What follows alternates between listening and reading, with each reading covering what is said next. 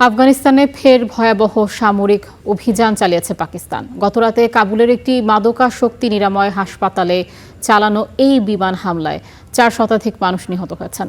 তালেবান সরকার একে নৃশংস হত্যাকাণ্ড বলে আখ্যা দিলেও ইসলামাবাদ দাবি করেছে তারা কেবল সামরিক স্থাপনা লক্ষ্য করে সুনির্দিষ্ট হামলা চালিয়েছে। সোমবার রাত 27শে রমজান, সম্ভাব্য শবে কদর বা মহিমান্বিত রাত হিসেবে পালিত হচ্ছে মুসলিম প্রধান দুই প্রতিবেশী দেশ পাকিস্তান ও আফগানিস্তানে। এমন রাতেই আকাশে দেখা গেল আগুনের গোলার ছোটাছুটি। জানা গেল শক্তিশালী বিমান হামলা শুরু করেছে পাকিস্তান সেনাবাহিনী। রাতভর হামলায় বিস্ফোরণে কেঁপে ওঠে আফগানিস্তানের রাজধানী কাবুল। তালেবান সরকারের দাবি, রাত 9টার দিকে চালানো হয় এই হামলা।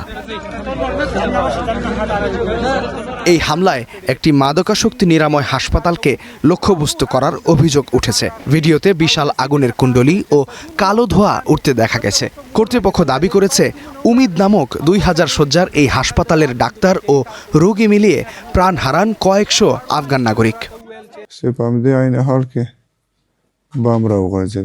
এই হাসপাতালে ভর্তি করেছে আমার পরিবার।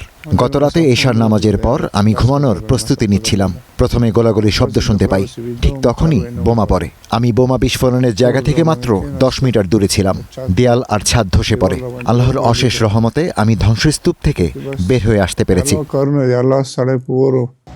রাতেই শুরু হয় উদ্ধার কাজ।